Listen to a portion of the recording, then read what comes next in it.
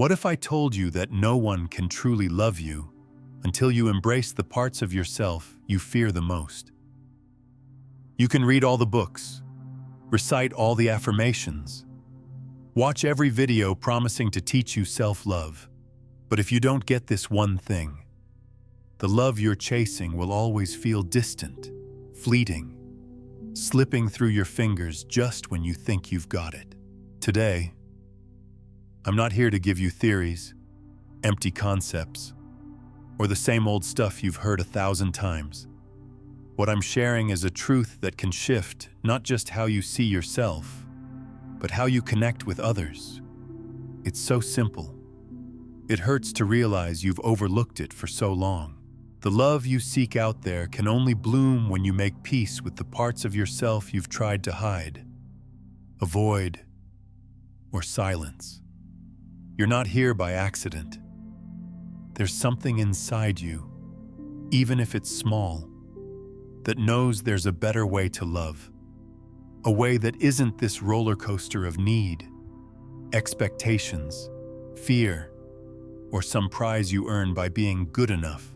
Deep down, you sense that real love comes from something deeper, something you can't quite name yet, but are ready to discover. You've felt love in your life. Sure, you've loved and you've been loved. But if you're honest, you've also felt empty. You've felt like something was missing. Even in the most intense relationships, you've felt the fear of not being enough, of being left behind, of losing yourself in someone else. That's no coincidence. Most of us weren't taught to love from a place of wholeness, but from a place of lack. As kids, we soaked up warped ideas about love. We learned that love meant pleasing others, that affection had to be earned, that you had to deserve being loved. So we grew up trying to be what others expected, shaping our emotions to fit in, hiding the messy parts of ourselves to avoid rejection. We learned to love at the cost of betraying ourselves. And as adults, we carry those wounds into our relationships. We fall in love not from freedom, but from need. We look to others to fill what we think we're missing. We cling, we compromise, we repeat, we project. We tell ourselves we're in love when really, we're just trying to fill voids that should have never been there. No one told us that until you look inward, until you face your shadow, the parts of you you reject, hide, or judge. You'll keep searching for love like someone looking for water in a desert. And every time you find it, it'll feel real for a moment, until it vanishes, leaving you thirstier than before. Carl Jung, one of the great explorers of the human soul, put it with devastating clarity. You don't become enlightened by imagining figures of light, but by making the darkness conscious. What does that mean? The path to real love isn't about just thinking positive, ignoring your wounds, or always being good. It's about bravely facing what hurts. It's about stopping the escape from yourself, because that part of you that shames you, that emotion you don't want to feel, that trait you criticize in others, it's all part of you, not to punish you, but to guide you. Your shadow isn't your enemy. It's a part of you that learned to protect you, to defend you, to survive. But it's also the part that most needs to be seen, embraced, and understood. This is where so many people get lost. It's easy to love the parts of yourself you like, to feel proud of your smarts, your kindness, your strength. But can you also love your fear, your insecurity, your envy, your neediness, your anger? Can you stop fighting those things and start integrating them? That's the difference between immature love and conscious love. Immature love expects someone else to fill your voids. Conscious love knows those voids belong to you. They're part of your story, and no one in the world can heal them for you. It's inner work, an act of brutal honesty and infinite tenderness. Think about it. How many times have you been drawn to someone, only to find out later they triggered your deepest insecurities? Maybe you felt like you weren't enough. Maybe you became dependent. Maybe you lost yourself trying to please them, or dimmed your light out of fear of being left. That wasn't random. That person was activating your shadow. Jung talked about projection, the unconscious act of seeing in others what we haven't acknowledged in ourselves. This happens with what we admire and what we despise. That thing that irritates you about someone, it's often a mirror of something unresolved in you. Same goes for what you intensely admire. It draws you in because it's a part of you, asleep, waiting to be awakened. Maybe you're attracted to free-spirited, wild people because you've lived too contained, too structured. Or maybe you can't stand arrogance because you've suppressed your own desire to feel powerful, to express yourself without fear of judgment. Anything that stirs a strong emotion in you is a mirror, and mirrors don't lie. Your relationships have all been reflections of your inner world, not to punish you, but to help you see yourself more clearly. Until you make these patterns conscious, you'll keep repeating the same dynamics with different people, over and over. You'll change partners, but not the pattern, because the pattern isn't in them, it's in you. There's no blame here, just responsibility. The responsibility to see with fresh eyes, to stop asking why they hurt you, and start asking what part of you chose to be there. What belief, what wound, what inner story normalized that kind of love? This isn't self-blame, it's empowerment. As long as you think the problem is out there, you're a victim of your circumstances. But when you look inward and own your role, you reclaim your power. You don't need the other person to change. You change. And from there, everything shifts. I know this might feel uncomfortable, maybe even unfair.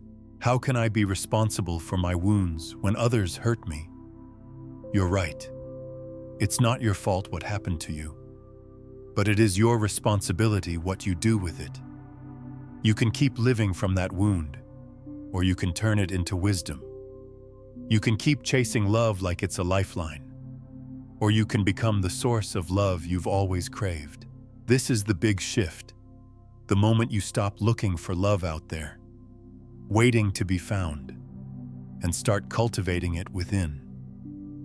When you realize love isn't something you receive, but something you are, not something you earn by being enough, but your most natural state when you stop hiding parts of yourself. From that place, everything changes. When you don't need someone to complete you, you can choose freely. When you're not afraid of being left, you can be present without fear. When you stop judging yourself, you can see others with compassion. And when you love from fullness, love stops being a transaction. It becomes an expression. The paradox is beautiful. The more you accept yourself, with all your light and shadows, the easier it is to love and be loved. Not because you become perfect, but because you become whole. You don't need to hide anything anymore. You don't beg for love, and you don't lose yourself in others.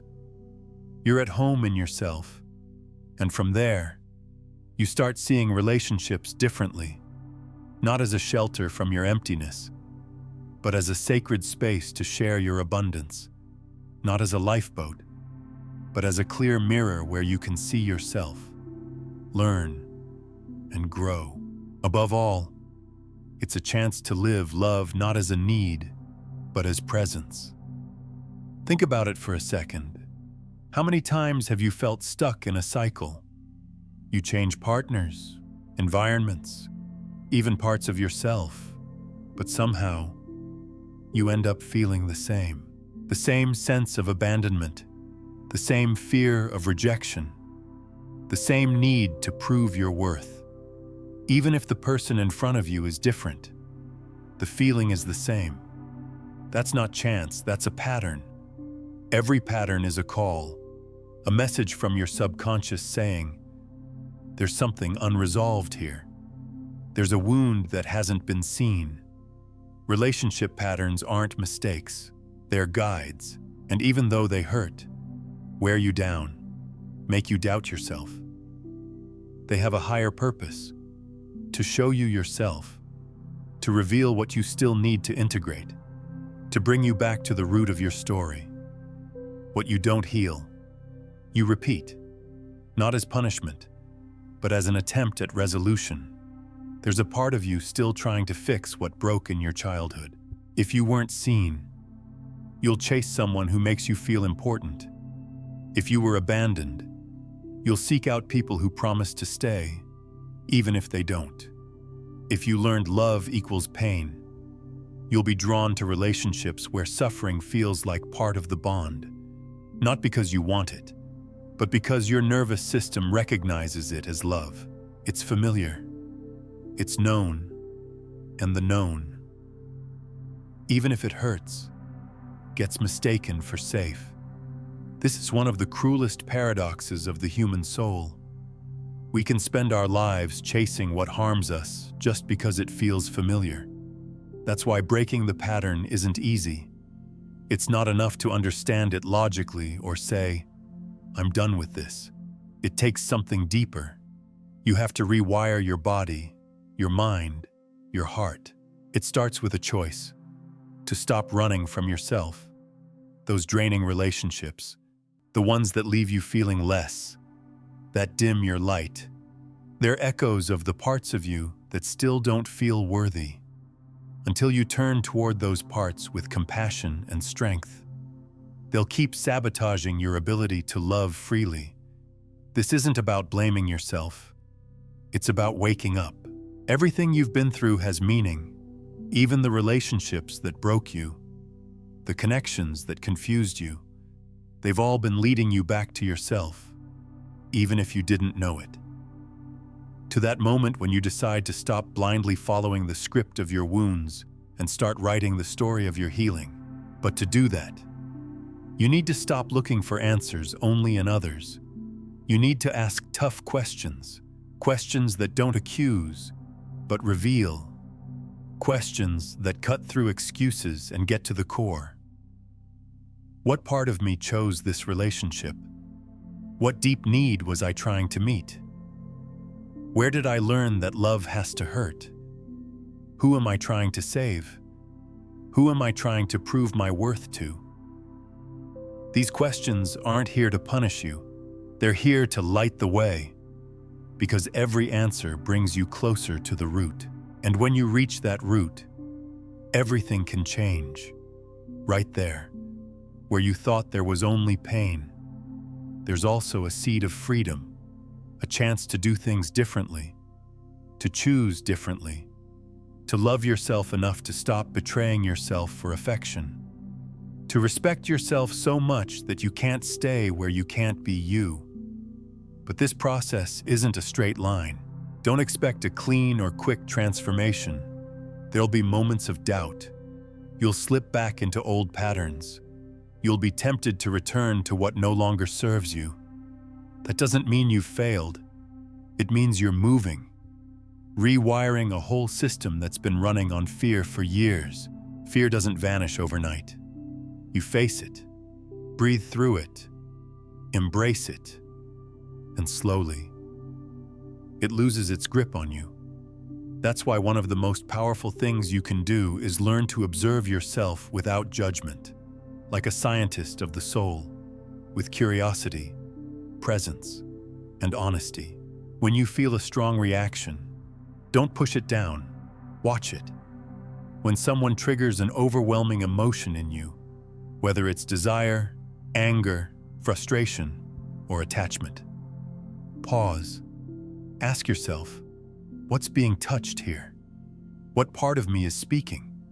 You might find that what hurts most about someone else is exactly what you're denying in yourself. Maybe that desperate need for attention isn't just about them, but about a part of you that feels forgotten. Maybe that anger consuming you is the voice of a younger you who was never allowed to speak without being punished. Maybe that feeling of, "I'm not enough," isn't caused by them, but stirred up by them. When you see this, something shifts.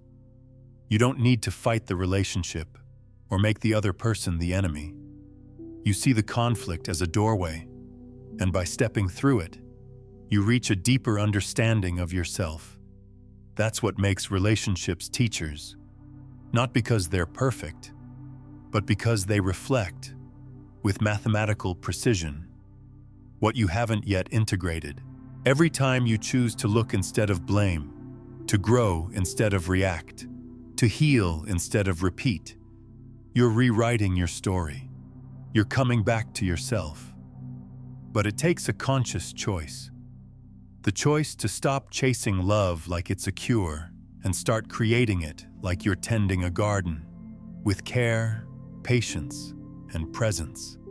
And that garden starts within you, because until you become the safe space you seek in others, you'll keep attracting relationships that mirror your insecurities, ones where you have to prove, convince, beg, or change. But when you become your own home, your own refuge, your own presence, then, and only then can you love from freedom, without fear, without need. It's not that pain or challenges disappear. It's that you're no longer willing to lose yourself in love. You don't need saving anymore. You've saved yourself. From that place, your relationships naturally shift because you're not choosing from lack anymore. You're not drawn to what hurts you. You stop mistaking intensity for love. You start seeing beauty in calm, safety in stability, power in simplicity. You choose differently because you are different. Love stops being a need and becomes a celebration. That's true freedom. The freedom to share yourself without fear of abandonment, to say yes without losing yourself in someone else, to set boundaries without guilt, to walk away when needed, not out of anger, but out of self-love. Because not every connection is meant to last. Some are just here to show you what you haven't seen. Others help you practice your new self. And a rare few, the most sacred, come when you no longer need them, but choose them, not to complete you, but to walk together in abundance. To get there, you have to face the discomfort of breaking what's familiar. You have to say no to patterns that, though familiar, no longer serve you.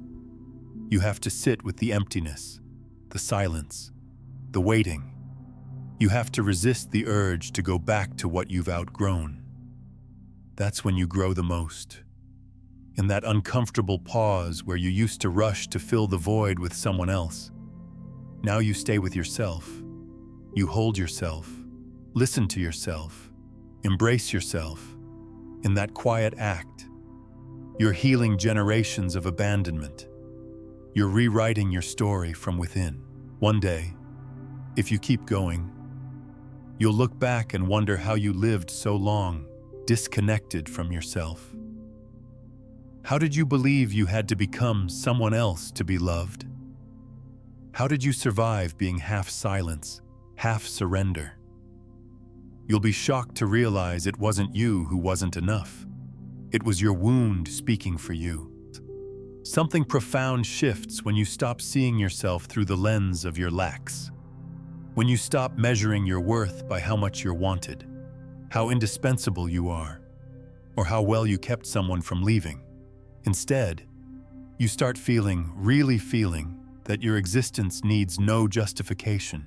That moment doesn't come like a fireworks show. It comes in small acts of self-love, in the times you choose not to reply to that text out of fear, in the nights you listen to yourself instead of distracting yourself, in the way you talk to yourself when you feel like you've failed, in how you start protecting your peace the way you used to protect your need to be loved. Then you notice it. You're no longer willing to beg for love. You don't tolerate dynamics that break your soul for the sake of company. You stop making yourself a watered-down version just to avoid rocking the boat. You start moving from a deeper place, a stronger root, an identity that's no longer up for negotiation. And strange as it seems, that inner shift shows up on the outside. The people who used to pull you in don't anymore. The stories you used to repeat lose their appeal, not because you've gone cold, but because you've become aware. You don't love from hunger anymore. You love from fullness, and that changes everything. Sometimes I wonder, how many of us are just one step away from stopping the same old pain? One step, one honest talk with yourself, one moment of truth, one no more, one this hurts, but I choose me. Maybe this video is that step for someone, maybe for you.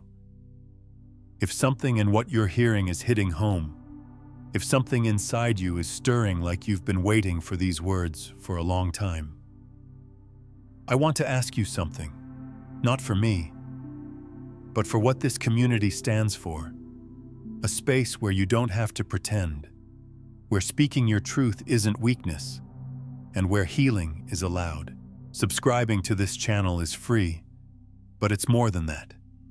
It's a symbolic act, a small gesture that says, I'm ready to look inward, to stop repeating what hurts, to start living differently. Trust me, your presence here makes a difference. You're helping build an emotional safe haven for thousands of people who are also tired of pretending they're okay. And if you feel moved, share in the comments what pattern you've repeated in your relationships, and just realize today, right from the heart, you're not alone. This space is full of people like you, who are done running from themselves, and your words could be a mirror for someone else. Your story, your pain, your awakenings might be exactly what someone needs to read to keep going. Back to our journey. There's something you need to know. No one's coming to save you from yourself. But that's not bad news. It's the most empowering news of all. It means you have the power to change the story. You don't need to wait for someone to love you to start loving yourself. You don't need the past to change to build a different present. What you need is presence, courage, and kindness. Because integrating your shadow isn't about yelling at your darkness. It's about sitting with it, listening to it, asking what it's been trying to tell you all this time. It's not a war. It's a reconciliation. And like any reconciliation, it takes patience and a desire to understand. Many think integrating the shadow is just accepting their flaws, but it's so much more. It's realizing your shadow doesn't just hold what you dislike about yourself. It's also where the beautiful parts you haven't let yourself live are buried. Maybe your strength, your voice, your sensuality, your ambition, your joy, your freedom. Not everything you pushed down was bad. Some of your brightest parts were rejected in childhood. Maybe you were too sensitive, too dreamy, too expressive, and someone made you feel that was annoying, over the top, or embarrassing. So you hid it and forgot it. Until one day, seeing someone live with that freedom made you feel a mix of admiration and pain, because they were expressing what you haven't yet dared to reclaim. Those parts are your shadow too, and they need to be integrated. Your shadow isn't just your darkness, it's what you've pushed out of your awareness. Sometimes it's fear, yes, or anger, or jealousy. But other times, it's your desire to be big, your need to be seen, your creative fire, your need for rest. You can't truly love until you embrace that too.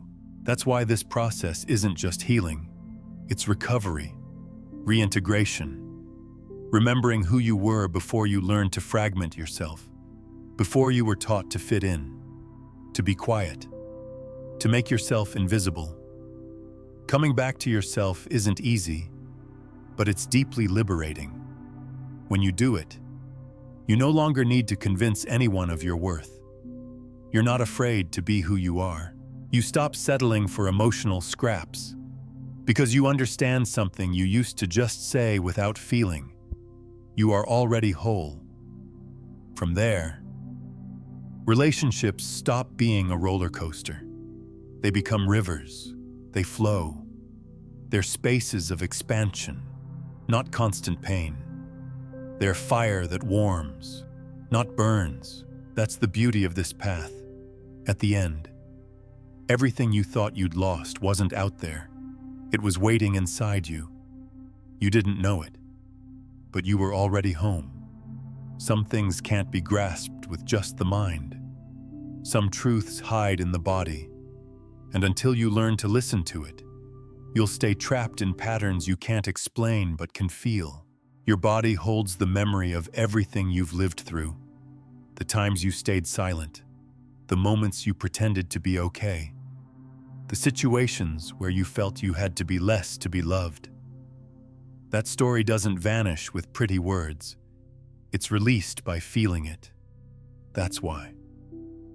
On this path of integrating your shadow and healing your connections, thinking isn't enough. You have to learn to inhabit yourself, to be with yourself, to notice what's happening inside when something triggers you. Pay attention to your body when you fall for someone you know deep down isn't good for you. You feel a kind of vertigo in your stomach, an urgency, a fire that pushes you, that you can't control. That's not love. It's activation. It's your nervous system meeting an old story. It's your body saying, "This feels familiar." And familiar isn't always healthy. Familiar is what you learned. Sometimes your body reacts with desire towards someone who ignores you because you learned love had to be earned. Or it shuts down with someone who cares for you because you don't know what to do with stability, and you're not doing it on purpose. It's your nervous system trying to repeat what it knows to feel safe. But here's the beautiful part. What was learned can be unlearned. What's etched in your body can be transformed. It takes practice, presence, and a lot of patience. Next time you feel an intense attraction, pause. Don't just follow the impulse. Observe. Breathe. Ask yourself, does this feeling connect me to myself or pull me away from myself? Does this desire expand me or shrink me? Am I moving from love or from hunger? That pause changes everything. It's like telling your body, I'm here. We're not repeating this again. We can choose differently. At first, it's hard. It feels strange, like you're betraying something, but you're not betraying anything. You're reclaiming yourself, and over time, your body learns too.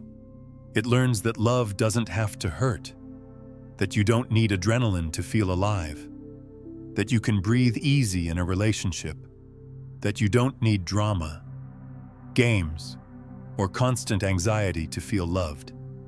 You learn to feel safe in what's healthy, and when that happens, it's deeply healing. Many think healing your relationship with yourself is some airy, abstract thing, but it's not.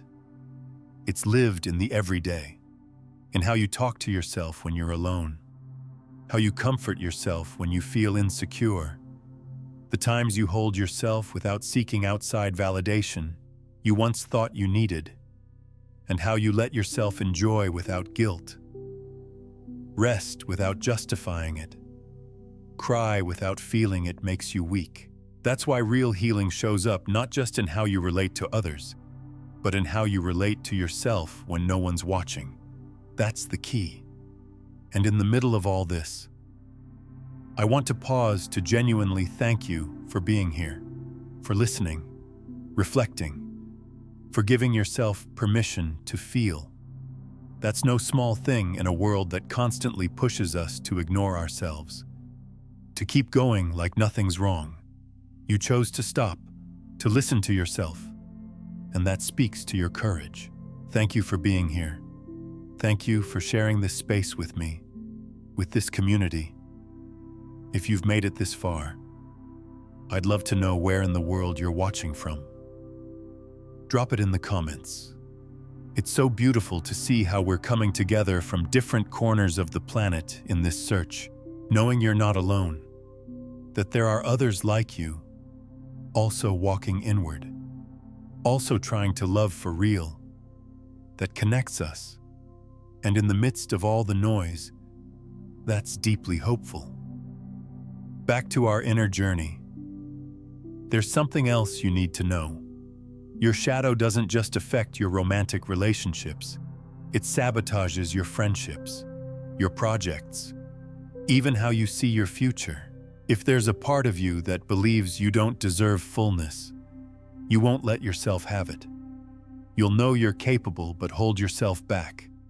You'll dream big but not act. You'll love but with fear, not because you're weak, but because a part of you still doesn't feel worthy of receiving. Until you embrace that part, with all its wounds and its story, you'll keep replaying the same script, getting close to love and then sabotaging it, nearing success and then hiding, approaching your truth and then silencing yourself. Integrating your shadow isn't comfortable, but it's the only path to inner freedom. Because when you stop hiding from yourself, when you stop fighting who you are, something almost magical happens. You stop needing so much. You stop forcing, controlling, manipulating. You don't have to impress anyone. You don't see your vulnerability as a threat. You relax, and finally, you can just be. From there, your relationships change effortlessly, not because you change others, but because you change what you allow, what you choose, what you attract. You stop settling for less, not out of anger, but from awareness, from love for yourself.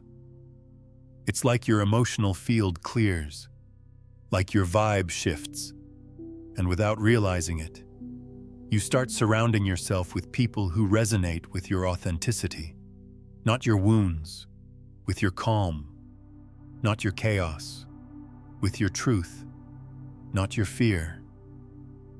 That's what you're building now. Not a better version of you, but a truer, more honest, more you version. And even though the road is long, with setbacks, and sometimes you feel alone, you're not alone. We're walking this together, feeling, remembering, learning to love in ways we were never taught. That, trust me, is a revolution. There's something deeply transformative in knowing you don't have to fight to be loved, that you don't need to convince anyone, prove anything, or hide parts of yourself to be worthy of affection. Because real love doesn't demand you twist yourself into something else. Real love sees who you are and feels safe there. But to get to that kind of love, you first have to walk through everything that wasn't love. The stories where you became a shadow of yourself to fit in. The relationships where you gave until you were empty. The times you mistook intensity for connection and absence for desire. When you come from a past where love was tangled with fear, rejection, or abandonment, learning to love in a healthy way is really a process of emotional re-education. It doesn't happen overnight. It's built with awareness, presence, and practice. Loving from wholeness is different. You don't choose from hunger anymore. You don't get hooked by people who throw you off balance. You're not falling for what you lack. You're drawn to those who vibe with what you've already cultivated in yourself. You're drawn to peace, authenticity, respect. And if it's not there, you don't force it, because you've learned to listen to that part of you used to ignore. The part that screamed while you stayed silent out of fear of losing. What you used to tolerate now hurts differently. You don't feel bad for setting boundaries anymore. In fact, You're surprised to see how saying no can be an act of love, how walking away in time can be an act of self-respect, how stopping the need to save others can be a way of saving yourself.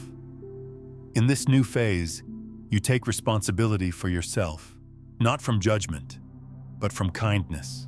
You start noticing patterns you used to miss, like how when someone promises you the world too quickly, you no longer see it as a sign things are going great, but as a red flag that something needs time to grow.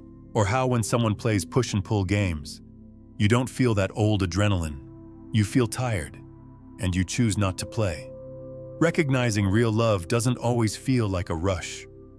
Sometimes it's a quiet calm, a rest, a certainty that doesn't shout but holds you.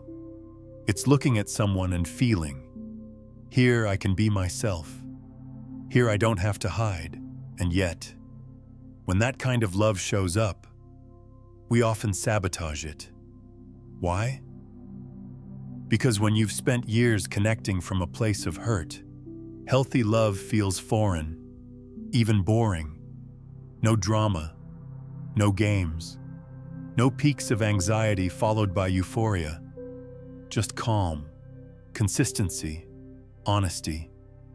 And if you haven't done the inner work, that calm can feel suspicious, undeserved, threatening, so you pull away, find flaws, or stir up conflict where there's none. Not because you don't love, but because you don't know how to receive. Because deep down, a part of you still doesn't believe you deserve this. That's why this inner work is so crucial. Until you rewire how you feel worthy, you'll keep pushing away what you truly need. Remember this: you can't live healthy love if your system is still running on the code of trauma. If you tie love to intensity, you'll think stability is dull. If you link affection to sacrifice, you'll believe it's not real unless it hurts. If you connect validation to presence, you'll feel you only deserve to be seen when you've earned it. Breaking those codes is part of the journey. It takes time. Returning to yourself over and over, learning to receive without guilt, to be seen without a mask, to hold yourself when everything inside screams to run. In that new space you're creating, love stops being a need and becomes a choice. You don't use it as a painkiller, you experience it as growth. You're not looking for someone to fix what's missing. You share from abundance, not lack. This kind of relationship isn't perfect. It's not free of conflict or tough moments, but it has something sacred. You don't need to hide to be loved. You can show your fear, your shadow, your light, and still be seen with kindness. It's not about finding someone who loves you perfectly. It's about finding someone willing to grow with you, someone who looks at you honestly and still chooses to stay. Who doesn't run when you break a little? Who doesn't vanish when you're not at your best? Someone with the courage to be there for you and the bravery to ask you to be there for them. That's love. And it starts with you. When you treat yourself this way, when you become that safe space for yourself, when you choose to stay with yourself even on your darkest days, you stop settling for less, not because you're demanding, but because you finally know what you deserve. If you're here listening to this, it's because a part of you already knows. So thank you. Thank you for sticking with me this far. Thank you for sharing this moment with me, with this community we're building. Sometimes I think about all the hearts connecting in this moment, feeling, breathing, recognizing each other. It's beautiful. If you haven't subscribed yet, now's a great time. Not just because it helps the channel, but because every subscriber represents someone who's chosen to look inward, to take the hard but real path of breaking free from the past. And if this message has touched you, I invite you to leave a comment. Tell me, how did you realize you were sabotaging the love you deserve? Your words might reach someone else, might be exactly what they need to read to keep going. This space isn't just mine, it's ours, and I'm so glad you're here. In the next part, we'll talk about how to solidify this new path, how to weave everything you've learned into more conscious relationships, and how to hold love without fear of losing it. Because when love comes from your wholeness, it doesn't need guarantees, just presence and truth. Sometimes we think healing means reaching a place where there's no pain, no fear, no doubts, just calm. But the truth is different. Healing isn't about erasing pain. It's about learning to hold it. It's looking at fear and not running. It's seeing your shadows and staying.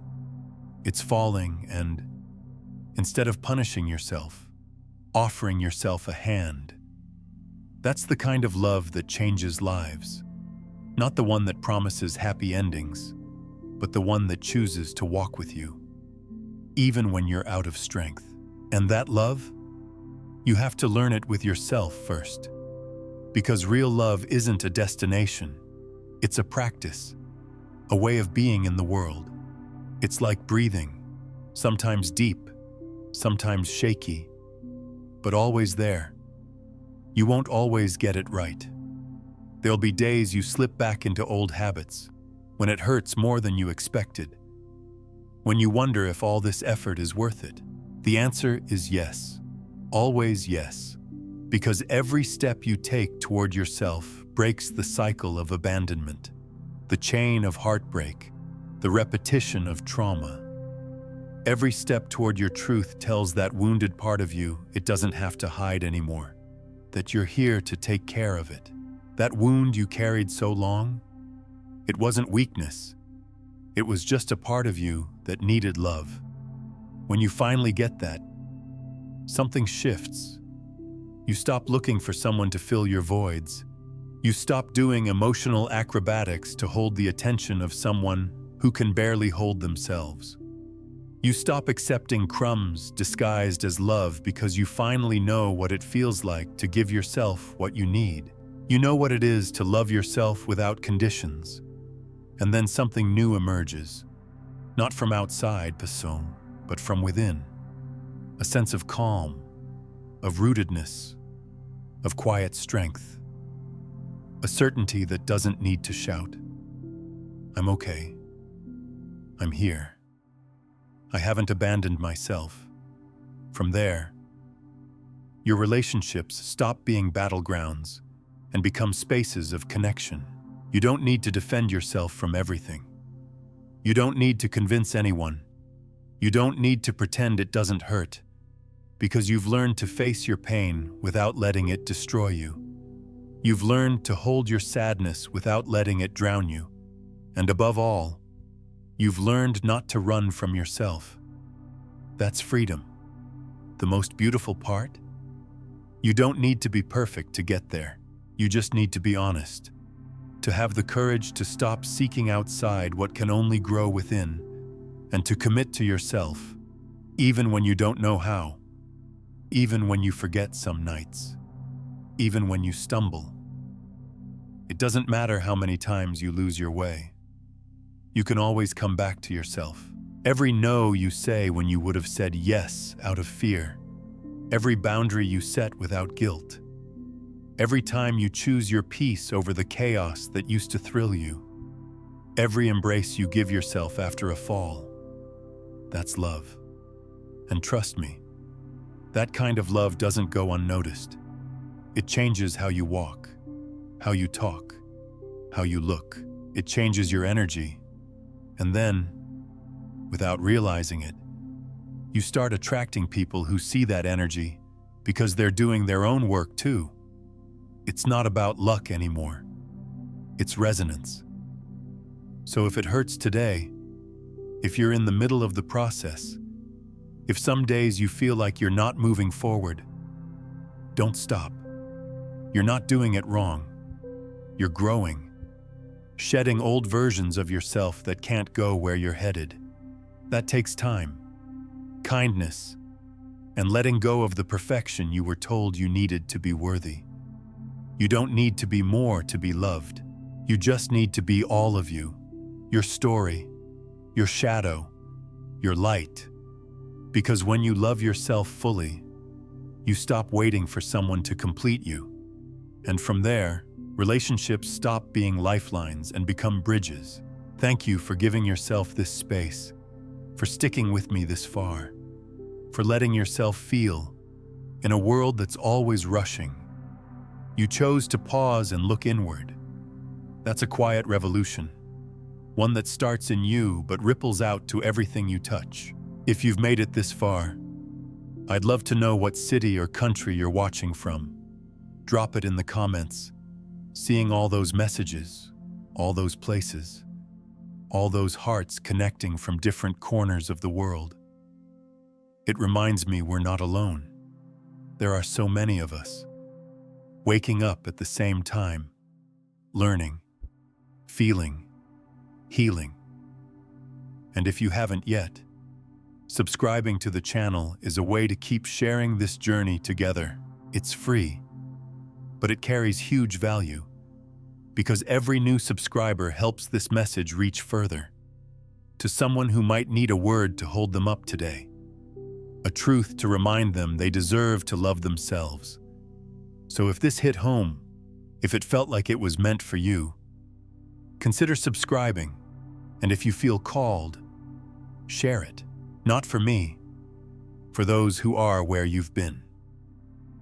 Today, you're closing a chapter where love was something you chased, and opening one where love is something you build from within, bit by bit, day by day. Always remember this: you don't need to be perfect to be loved. You just need to be real.